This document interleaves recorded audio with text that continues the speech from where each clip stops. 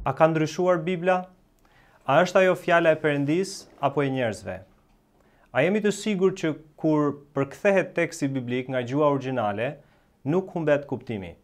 Do të përpiqemi t'u japim përgjigje këtyre pyetjeve, por edhe të tjerave si këto, me një personalitet botror në çështjen e besueshmërisë së Biblës dhe të përkthimit të tekstit biblik, Dr. William Mounce. Dr. Mounce, welcome in our program. Thank you. William Mounce është një ndër njohësit më të mirë në botë të greqishtes biblike. Libri i tij i greqishtes me titullin Bazat e greqishtes biblike është një bestseller në Amerikë me më shumë se 400.000 kopje të shitura. Ai është presidenti Biblical Training, është një organizatë që ofron burime dishepullizimi dhe trajnimi për kishën lokale. Dr. Mounce ka qenë pastor mësimdhënies në një kishë në shtetin e Washingtonit dhe para kësaj ai ishte profesor i Testamentit të Ri dhe drejtori i programit të greqishtes në seminarin teologjik Gordon Cornwell. Gjithashtu ai ka dhënë mësim edhe në Azusa Pacific University për 10 vite. Në karrierën e tij si përkthyes i tekstit biblik, ai ka qenë nënkryetari i Komitetit të Përkthimit të Biblës për English Standard Version, ndërsa tani ai shërben në Komitetin e Përkthimit të NIV, siç quhet ndryshe New International Version. Now I mentioned in my introduction in Albania. E përmenda në hyrjen time në Shqip që ju keni shkruar një libër i cili është bestseller, Bazat e të mësuarit greqisht, edhe shitur në shumë kopje. Dua t'ju pyes pse keni qenë interesuar për të mësuar greqishten biblike? Unë duhet ta mësoja në shkollë kur isha, edhe ishte lënd, por mua më pëlqen shumë organizimi dhe kur po mësoja greqisht nuk më pëlqente se si ishte organizuar materiali, që e mora si sfidë nëse ka një mënyrë më të mirë për të mësuar greqisht. So can you tell us what are some of the key issues that are janë disa nga çështjet më thelbësore të cilat janë të rëndësishme kur flasim për përkthim. Gjëja kryesore me përkthimin është si të përcjellësh sa më saktë mendimin, kuptimin pas tekst origjinal. Është e thjeshtë të marrësh një fjalë dhe të thuash kush është kuptimi i saj në anglisht. Ajo që është sfiduese është të përkthesh çfarë donte të thoshte me atë fjalë dhe si ta sjellësh këtë në një anglishte moderne me stil edhe të saktë. Pra, të nxjerrësh kuptimin është një sfidë e vërtetë. Një çështje është gjinia në anglisht, për shembull, si mund t'ju referohesh vëllezërve dhe motrave të dy gjinive njëkohësisht. Kjo e bën përkthimin shumë të komplikuar, se si të flasësh në një mënyrë të saktë edhe të përkohur. How do we convey the meaning accurately in a proper English style? Pra si ta themi mendimin brapa tekstit në një anglishte të përkohur. When I read my Bible in Albanian language, kur unë lexoj Biblën time në Shqip dhe ti lexon Biblën tënde në anglisht, a mund të pohojmë të dy që ne po lexojmë mesazhin që Zoti ka pasur për qëllim? Jo vetëm ne të dy, por gjithë ata që e besojnë Biblën, a duhet që të gjithë të mësojmë greqisht, hebraisht apo aramaikisht? The basic answer is that if Përgjigja what you're bazike interested është që in is reading the nëse basic message, ajo çfarë translations ty are të great. intereson, nëse qëllimi është të there's kuptosh always little things mesazhin lost in bazik, translation, patjetër që but the përkthimet fact që kemi that you're mjaftojnë. thinking right now in Por, Albania nëse and you can për express shembull ti your tani po basic mendon në ideas to me in Shqip English, dhe mund shows të mi that translation is effective. mund të mi komunikosh idetë tua mua në anglisht, atëherë kjo tregon që përkthimi është efektiv, pra ne të dy mund të komunikojmë. Kështu që unë nuk kam problem të them që çfarëdo që ti je duke lexuar Biblën në anglisht apo në shqip, ti po lexon Biblën. ajo çfarë është e këndshme në qoftë se mëson gjuhën origjinale është sepse ti kupton edhe detajet. Kështu që ti i përkufizon, i përcakton edhe ato detajet më të vogla në hebraisht dhe në greqisht. Por në lidhje me të përcjellurit e bazës e mesazhit është përkthimi mjafton. Gjuhët janë të ndryshme dhe mesazhi që mund të nënkuptojnë dhe ka ndryshim në gjuhë. Për shembull në greqisht kemi një lloj kohe gjuhe e cila është shumë e vështirë për tu përkthyer në një gjuhë, në një kohë gjuhe në anglisht, sepse we struggle with that. Vocabulary, perhaps more than grammar. For example, there's a Greek word doulos. Për shembull ka një fjalë në greqisht, doulos, që mund të thotë skllav ose shërbëtor ose bashk shërbëtor. Por kur Krishti thonë që ne jemi doulos të Krishtit, a jemi ne skllëvër të Krishtit apo jemi shërbëtor të Krishtit? Edhe është një fjalë greke, por ne nuk kemi në anglisht një fjalë që ti përcjell, që ti përkthej të dyja idet së bashku. Pra, është më saktë të themi skllav apo është më saktë të themi shërbëtor i Krishtit? Pra, prandaj nganjëherë mund të ndodhë që të humbas pak kuptim, por jo shumë. Prandaj është e mirë të mësosh greqisht në këtë. There is not only one translation. I know for a long time you have had King James version. Ne dim që nuk ka vetëm një përkthim nga greqishtja, për shumë kohë ka qenë versioni King James. 20, 25. Janë mund të jenë rreth 25 përkthime në anglisht. Some versions, one will go 100 years ago with Constantine Christoforidi, but we have younger or earlier later versions. Ne në Shqip kemi një përkthim të Kristoforidit të shekullit të 19, po kemi dhe versione të mëdhenshme. Many translation, or should we want to stick to one translation? Kush është përfitimi kur ke disa përkthime apo duhet të mbajmë vetëm një përkthim? Kur predikon, do të ishte shumë më lehtë po të kishim vetëm një përkthim. Kur unë përgatisja predikime, unë e lexoja mesazhin në përkthime të ndryshme për ta parë si e kishin përkthyer. Në një kuptim do ishte më mirë të kishim vetëm një përkthim, por mprapto do të thoja është më mirë të kemi më shumë se një, sepse çdo përkthim mund të ketë një tekst të veçantë. Disa përkthime qëndrojnë më ngushtë me tekstin origjinal në greqisht, disa versione përpiqen që ta bëjnë pak më të kuptueshme, më të lexueshme dhe kemi këto variacione të vogla mes përkthimeve të ndryshme. Dhe ajo që më pëlqen të bëj, unë në fakt e bëj punën time në greqisht, por është gjithashtu ndihmë të shoh se çfarë kanë bërë përkthimet e ndryshme me këto pasazhe në greqisht dhe mua më ndihmon të kuptoj më shumë. I have experience in my ministry. Në shërbesën time unë kam patur këtë eksperiencë, pyetjen që do të pyes tani. How would you respond if someone would say? Si do të përgjigjeshit nëse dikush do t'ju thoshte me që librat e Dhjatës së Re janë shkruar nga autor njerëzor, Pietri, Pali, apo Ngjit sipas autorëve, sipas Mateut, për shembull. Pse do thoshte dikush, ju të krishterët besoni që kjo është fjala e Zotit, kur është shkruar nga autor njerëzor? Një pjesë e përgjigjes është sepse ne e besojmë kështu, është një çështje besimi. Por ka arsye shumë të mira për të besuar kështu. Jezusi kishte autoritet dhe ne besojmë çfarë Jezusi tha, dhe ishin apostujt, ndjekësit e tij më të afërt, miqtë e tij që e shkruan Dhjatën e Re. Kështu që le të themi kemi librin e Mateut. Mateu ishte një nga të 12 dishepujt të Jezusit, udhtoi me Jezusin për 3 vite e gjysmë.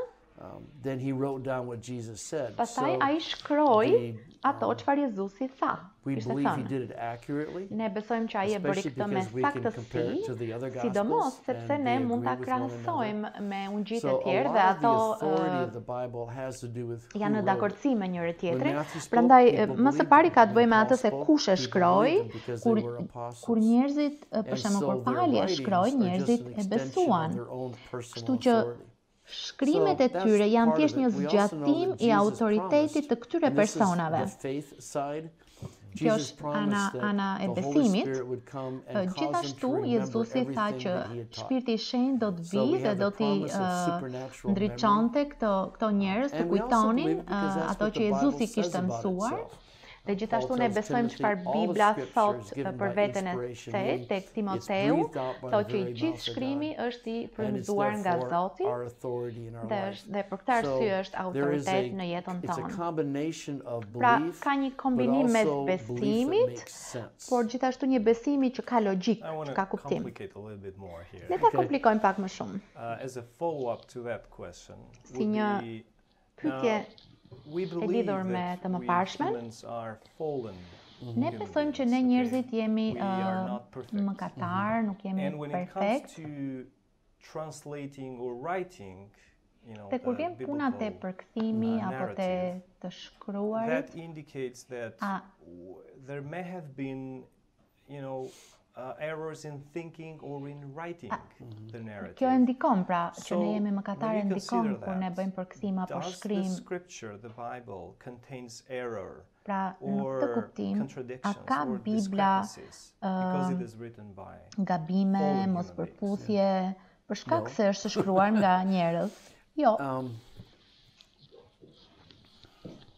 There's various ways to answer that question. Ka mënyra të ndryshme se si mund t'i përgjigjesh kësaj pyetje. Kur dikush vjen tek mua dhe thotë, unë besoj që Bibla ka gabime. Pyetja ime më e parë është, më trego një gabim. Edhe shumë pak njerëz mund të më tregojnë mua diçka.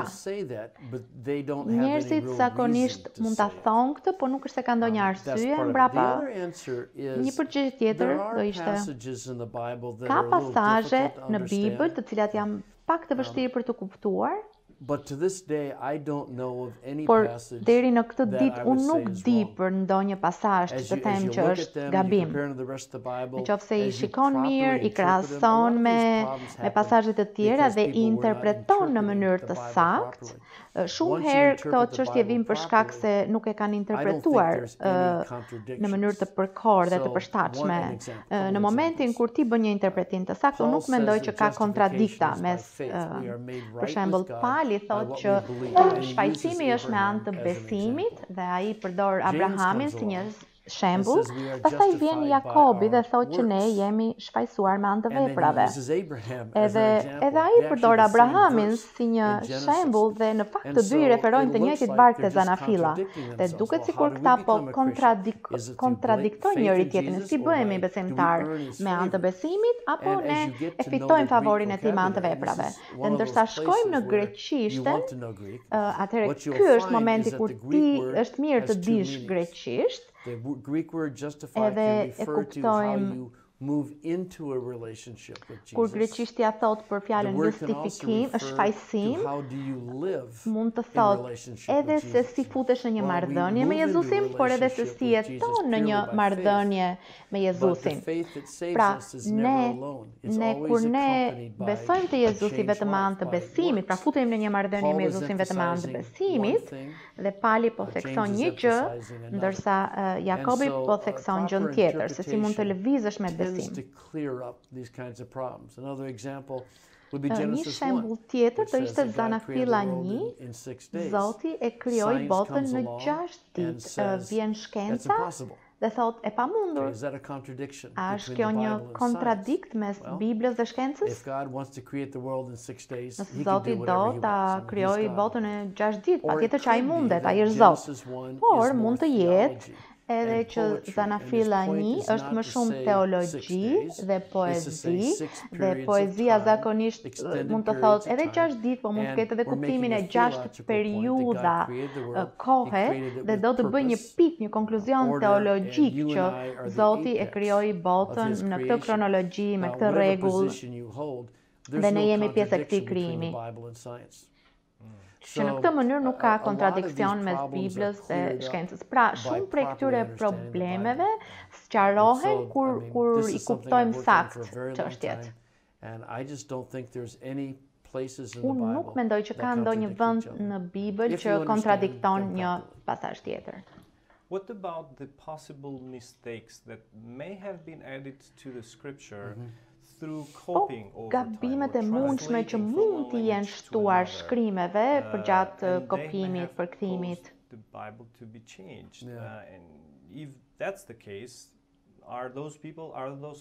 Ka njerëz që mendojnë që Bibla ka ndryshuar dhe nëse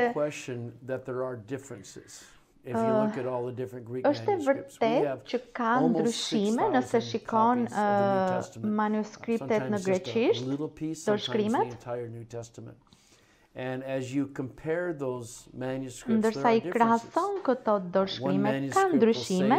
Një dorëshkrim do të thotë që vendi është Beseida dhe një tjetër Besaida, pra ndryshime të tilla. Njëri do të thotë Jezu Krishti, tjetri do të thotë Krishti Jezus. Pra, po, ka ndryshime. Por ajo çfarë kemi, por ne kemi rreth 6.000 dorëshkrime në greqisht. Nuk ka asnjë libër të greqishtës së asaj kohe që të ketë po kaq shumë kopje dorëshkrimesh.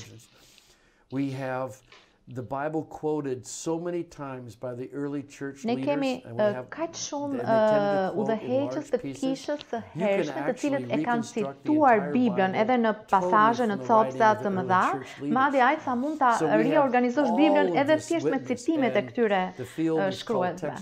Kështu që është një fushë që quhet kritika e tekstit për Biblën. Edhe është përpjekur që të shkojë deri duke shkuar mbrapsht në kohë për të shkuar tek ajo që ishte vërtet origjinale.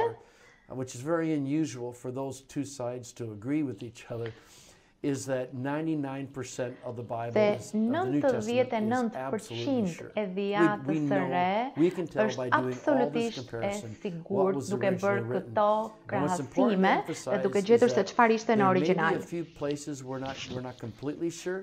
Mund të jenë disa vende të vogla ku mund mos jemi të sigurt, por asnjë prej tyre nuk ka rëndësi për gjëra të rëndësishme teologjike. Duke folur për gabimet të mundshme në këto dorëshkrime.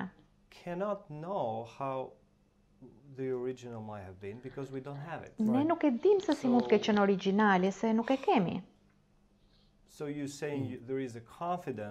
Ti thua që ne mund të jemi konfident, por nuk jemi plotësisht të sigurt se kush ishte origjinali. Ne nuk i kemi ato autografet origjinale, sepse ato u shkruan në papirus ose në forma të tjera që ishin të prishme, por ne kemi dorëshkrime nga shekulli i dytë pas Krishtit, rreth 100 vite pasi ndodhi ngjarja, shumë më tepër dorëshkrime nga shekulli i tretë edhe shumë më tepër me shekujt në vazhdim. Kështu që kemi kaq shumë dorëshkrime që janë relativisht shumë afër me kohën kur është shkruar dorëshkrimi origjinal, kështu që në shumicën e rasteve shumë e lehtë që të shikosh dy variante dhe ta kuptosh se cili është origjinal. Si qeni i mirë informuar, ka pasur dhe shumë shkrime të tjera të krishtera të cilat nuk janë pjesë e Biblës, nuk u bën pjesë e Biblës. Si mund të jemi të sigurt që diçka nga shkrimet e Zotit nuk ka ngelur jashtë Biblës në mënyrë të padrejtë, edhe që nuk janë futur shkrimet e krishterëve që Zoti nuk ka dashur që të jenë në Bibël? Yeah, this is actually a much easier question Kjo to është një answer. pyetje shumë e lehtë për t'u përgjigjur. Discipline is called canonicity. Disiplina, domethënë fusha që studion këtë quhet kanonizimi. Edhe një mik shumë i mirë në universitet më pyeti për këtë. What books would you like Pyetja to put in ime the është Bible? çfarë libresh do doje që të kishe në Bibël? E ke lexuar librat e Because if tjerë? you read the other books, Sepse po ti you know lexosh, why they don't belong in ti the Bible. edhe ti do ta dije The pse main ato one nuk i is the përkasin Gospel of Biblës. Thomas. Dhe një nga It's ata written për by an shembull është apostle, Ungjilli and i it should be in the Bible. Thomas, i Well, Thomait. it wasn't written by Thomas, it was written in Nuk ishte rritur 175 AD. nga Tomasi, So unless nga Thomas was Tomai exceptionally old, dishepulli, he didn't write it. sepse është shkruar në mesin e shekullit të parë, është heretik në ato që mëson, nuk është thjesht nuk është krishtërim në këtë libër, edhe është gati është ofenduar. Për shembull në Ungjillin e Thomait ka disa thënie dhe një thënie e fundit thotë apostujt ishin bashk edhe donin të përzinin nënën e Jezusit, Marian, se thanë që gratë nuk shkojnë në parajs. Që Jezusi thot, okay, do ta bëj burrë dhe kështu do futet parajs. Ti mund t'i lexosh, mund ta kuptosh kur janë shkruar, edhe mund ta kuptosh që nuk janë e njëjta gjë me Biblën, ose totalisht janë kontradiktor me Biblën, ose ata nuk po kërkojnë që të jenë autoritativ. Me 27 librat që kemi, ato janë në përputhje me njëri tjetrin, janë konsistent, kanë harmoni mes librave, nuk kontradiktojnë njëri tjetrin, janë shkruar nga njerëz të cilët kishin autoritet, Jakobi, Juda, vlla Jezusit.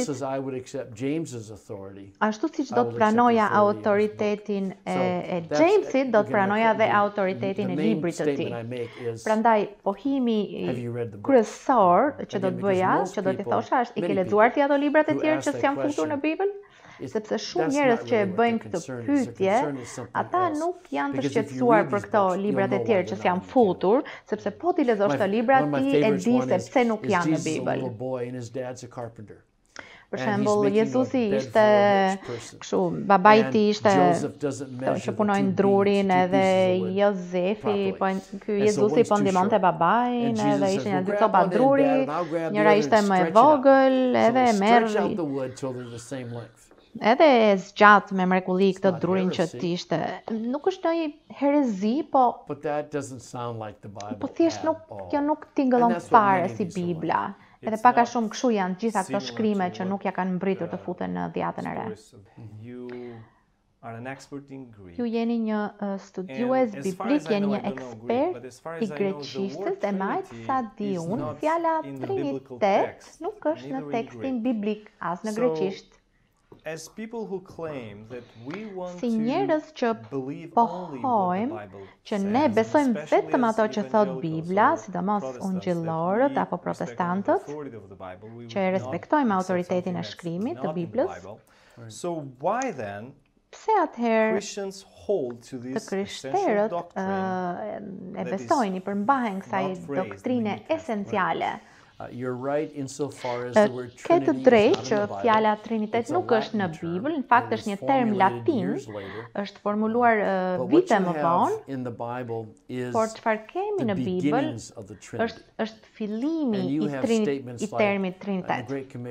Për shembull kemi tek porosia e madhe, duke i pagzuar ata, folja është njëjës, në emër të Atit, Birit dhe Shpirtit të Shenjtë, tek Efesianët 1 ku flet për Zoti Atë, Zoti Bir, Zoti Shpirti i Shenjtë. Kështu që i ke këto pasazhe, por mënyra që na ndihmon më shumë për ta kuptuar këtë është judaizmi ishte një fe monoteiste, një Zot.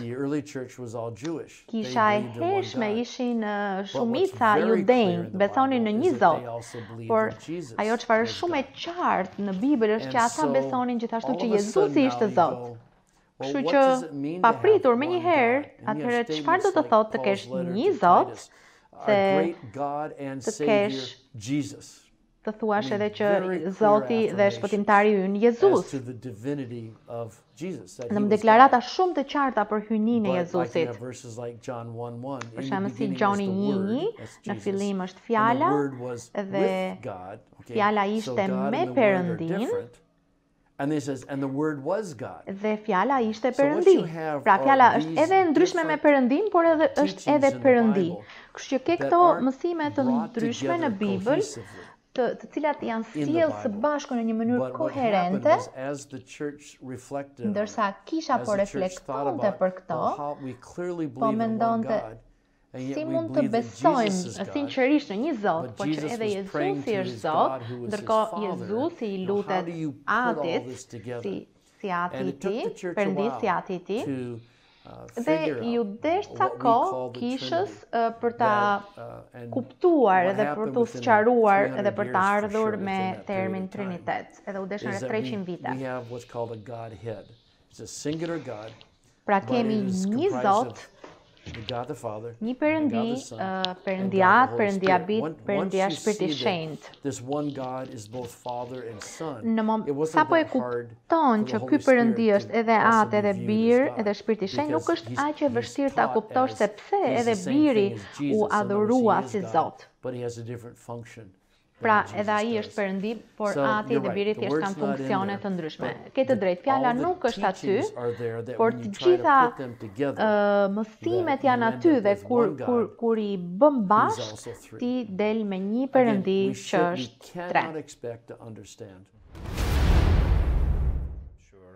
Ju keni dëgjuar, janë në sigurt, skeptikët e ata që bëjmë pyetje në teatrin e re për hyjnin e Jezusit. Have you heard about that the deity of Jesus was invented Ke dëgjuar për këtë që during the time or at the Council of Nicaea u vendos në Këshillin e Niakeas në 325 pas Krishtit. Kjo është një nga historitë më fantastike që është shpikur nga një roman që nuk është e vërtetë. Edhe duke u përsëritur nga njerëz të ndryshme në rrethana të ndryshme pa asnjë argument mbrapa. Dan Brown është nga fundi që me librin e tij Da Vinci, Kodi Da Vinci, dhe Bart Ehrman, një kritik, ai e ka marrë nga Bart Ehrman është një profesor i departamentit të feve në Universitetin e Karolinës së Veriut. Ai tani e quan veten ateist, ai nuk beson që Zoti ekziston, dhe që është interesante, në të njëjtën kohë është edhe drejtuesi i departamentit të feve. Është një debatues i shkëlqyer, ka influencuar shumë njerëz. Puna është se ne i kemi dokumentet e Këshillit të Niakes dhe e dim fiks se çfarë ka ndodhur aty, dhe në këtë këshill u afirmua hyniteti i Jezusit, nuk u shpik, nuk u krijua. God the Father, and what was Jesus's relation? How did those two members of the Godhead relate to each other? Kështu që ajo që u diskutua aty është që it was trying to figure out how to express si the mund ta truth of one shprehim të vërtetën e një Zoti dhe në të njëjtën kohë Jezusi është Zoti. E gjitha këto ide që Konstantini, perandori roman, ose nëna e Konstantinit kishte këtë kontroll edhe të gjitha këto janë të pavërteta, nuk ka fakte në histori për këto. Por nganjëherë ajo çfarë ndodh, kur e tregon të njëjtën histori her pas here, njerëzit fillojnë ta besojnë. Por ajo çfarë është interesante është që ne i kemi dokumentat e Këshillit të Niakeas, ata nuk shpikën asnjë gjë, ata thjesht u përpoqën të shpjegojnë se si ta shprehim që janë edhe një, Ati dhe Jezusi, edhe ka ndryshim, edhe kemi prap një Zot. Thank you very much. Thank you for all the ministry you're doing. Faleminderit për shërbesën që bëni në qarqet akademike, në përkthim të Biblës nga greqishtja, në kish, with being willing to come to Albania and minister to us. Faleminderit që erdhët në Shqipëri dhe na shërbyet. Thank you for this time. Dhe faleminderit për këtë kohë. Kënaqësia ime.